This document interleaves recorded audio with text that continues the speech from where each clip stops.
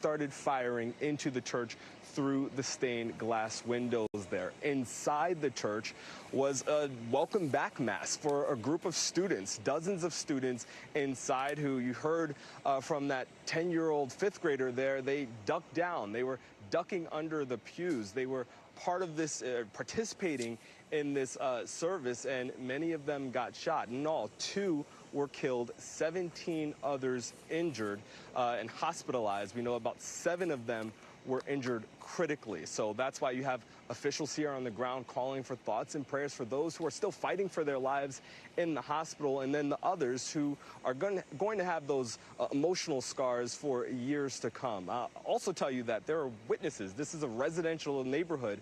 People who either saw the shooter or heard the gunshots, who described it as a nail gun at first and then realized that something was wrong when they saw dozens of children streaming out, some of them covered in blood. We also learned in that press conference that this is going to be an active investigation. This is just one of the active crime scenes here in the Minneapolis area. The chief saying that there are at least 3 other crime scenes at residential areas as they go through and pore through to see why this shooter acted in this manner. There was a manifesto that they said they're looking into, so a lot to come over why this happened. But right now, I'll tell you, a lot of heartbreak in this community as it deals with and copes with the loss of 2 students and several others who are fighting for their lives, Gabe. Speaking of those fighting for their lives, Shaq, you mentioned there are several victims in the hospital right now. What are we learning about them, or what do we know perhaps about those young children that passed away? Yeah, the vast majority of those in the hospital are children, 7 who were in critical condition. Each of them were children. They were sent to 3 different area hospitals, 2 of them children's hospitals. So hospital officials aren't giving us any more details. We know that at least 1 has been released from the hospital. 1 child has been released from the hospital at this point, but we're still waiting to learn more about those who lost or those who are still fighting for their lives. As for the 2 who were killed, the 8-year-old and 10-year-old, we don't know the names of those 2 students, but that's definitely something we're hoping to learn more in the next couple of hours, Gabe. And Shaq, of course, the community facing so much heartbreak today. I understand we're also learning more about a potential gathering tonight. What more can you tell us about that?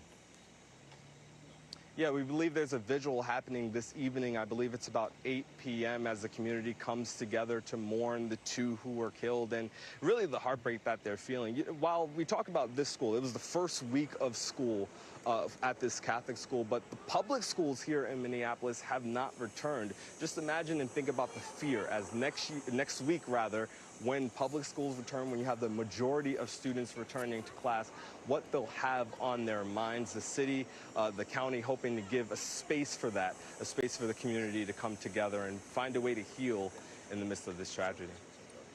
Shaq Brewster live for us on the ground there in Minneapolis. Shaq, thank you. I want to turn now to Tom Winter. And Tom, we just heard from investigators that they said that they were limited in what they can say about a potential motive here, about the suspect. But what are we learning about the shooter at this point, Tom? Yeah, according to the videos that we've watched and that have now been confirmed by Chief O'Hara of the Minneapolis Police Department, apparently this individual timed a video to be released right around the time that the shooting was to have occurred. Gabe, it lays out in a series of videos that have been posted prior to this that have all since been taken down, lay out a series of disturbing thoughts and writings. So basically what he's doing, if you were to hold up a book and just kind of go page to page and you would read a diary or writings, that's what a lot of these videos shows. Not all of it is written in English. Some of it is written in an Eastern European language. There is actually a handwritten sketch and diagram of the interior of a church, not confirmed that it was the church that he fired upon today.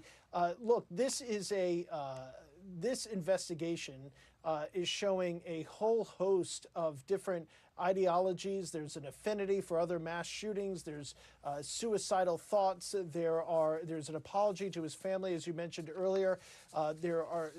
This individual shows a series of ammunition magazines, and on one of them it is written, "Kill Donald Trump." So there's just a whole host of things that are there. That's why police are having a hard time at this hour saying, what's the motive? Who even knows what this person was thinking about?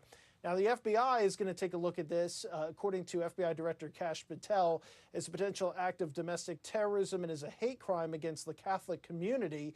But as we heard the chief say, at this point, they don't believe anybody else is involved. And they say that the three weapons, it was a semi-automatic rifle, a shotgun, and a handgun, a pistol, all of those were purchased legally, and all of those were purchased recently. So that's sometimes an area where you could see additional people being charged if somebody bought the gun for him to be able to use.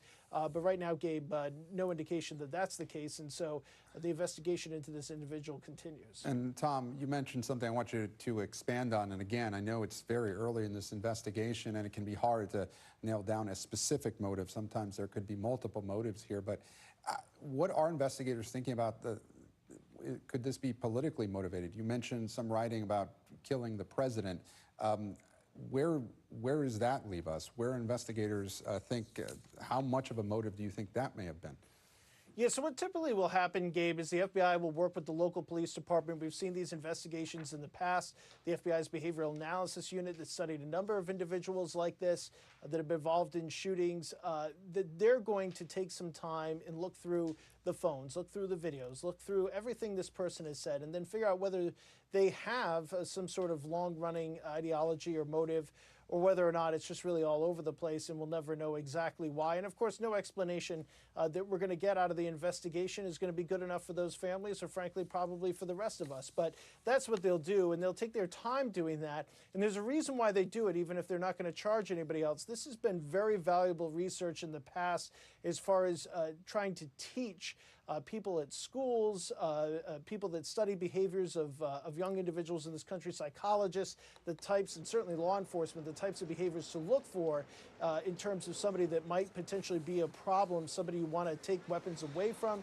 somebody that you want to intercede, somebody even that you want to talk to family about. So that's the research that will go into that, but that's work that's going to take some time. Our law enforcement and intelligence correspondent, Tom Winter. Tom, thank you. And joining me now is Medaria Arradondo, who served as the chief of the Minneapolis Police Department from 2017 until 2022. Chief, thank you so much for joining us here on Meet the Press Now. At this point, what do you think investigators are zeroing in on? Yeah, Gabe, thank you for having me on during this difficult time. I think Chief O'Hara's team of detectives and investigators, they are going to, as Tom mentioned, they're going to be sifting through all types of evidence at the scene, from obviously the weapons purchase, also in terms of that vehicle. They're going to obviously obtain a search warrant for if they haven't already done that, Gabe. They're going to continue to see if there's any other evidence there. Also, the digital forensics, social media, some of the videos that were already pulled and taken down. They're also going to be on the ground canvassing, talking to family members, friends, neighbors, co-workers, and trying to develop this profile of this suspect, of this shooter, and quite aptly of this coward that Chief O'Hara has rightly named him. And so they're going to really do a deep dive. Obviously, the shooter's deceased, but they need to. There's a lot of information that can be gained and knowledge from gathering all of this information and evidence. And Chief, you're obviously familiar with that community, but as we just heard, police do say that the gunman opened fire from outside the building. How difficult is it to secure a facility like that, and a school in particular, if the shooter can just still hit targets from the outside? Yeah, Gabe, and that's one of the challenging things. You know, one of the things, sadly, that Mayor Jacob Frey had mentioned is that you know, we are not immune to this in the state of Minnesota. And so our places of worship, certainly our schools, have gone under several layers of trying to make them obviously both welcoming for family and students and staff, but at the same time making them sure that they're secure enough so that they can prevent, hopefully, some of these things from occurring. But based on at least the preliminary information, Gabe, at the scene, you know, this person walking in there certainly fully armed, taking shots, firing the weapons into the building, into the school, through the windows. I mean, some of these things are going to be difficult. Particularly, this person did not have a criminal history that Chief O'Hara had mentioned that was known to law enforcement. So there's challenges in that, but certainly as part of the Minneapolis Police Department's investigation into this, there's going to be some things that they can hopefully learn from this, and obviously pass that along to our educational institutions here. Yeah, it's such a difficult situation moving forward. And one of the things that stuck with me is that, sadly, that 10-year-old boy that we just heard from, he said that they practice drills for situations like this every month in the school, but not actually in the church. So, Chief, I want to ask you, there had been some other deadly shootings in Minneapolis before this morning's tragedy. Has the city seen an uptick in violent crime in recent days and weeks? Certainly, Gabe, to your point in question, your viewers may not know, but over the last 24 hours, it's certainly been violent in Minneapolis. As Chief O'Hara had mentioned during that last press conference, they've had 3 homicides prior, shooting homicides prior to today's tragedy at Annunciation School. And so Minneapolis, in terms of the violent crime rate, in terms of the data, it has been down this year, but obviously, certainly within the last 24 hours and now this tragedy at Annunciation, where we've lost 2 precious souls and still have young people, children and adults in critical condition. So yeah, it's been a lot that Minneapolis, the city, has gone through over the last 24, 48 hours. Chief Arradondo, former head of the Minneapolis Police Department. Chief, we thank you for your time. Thank you so much, Gabe. And we'll continue to follow the breaking news out of Minneapolis, and we'll bring you any major updates as we get them. But coming up, we'll turn to some of the top politics news of the day. And President Trump putting the pressure on Vladimir Putin.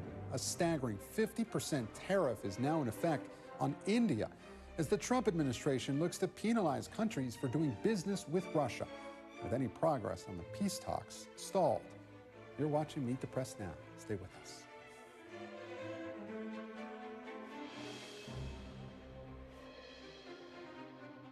We've always believed that sport has the power to change lives. It's happened here for decades. Community happens here. Sport happens here. The all-new Dick's House of Sport, a new destination for sport, right here in Dallas. Do you know what's really fun? Making a website on Wix. Hey, we're How Ridiculous.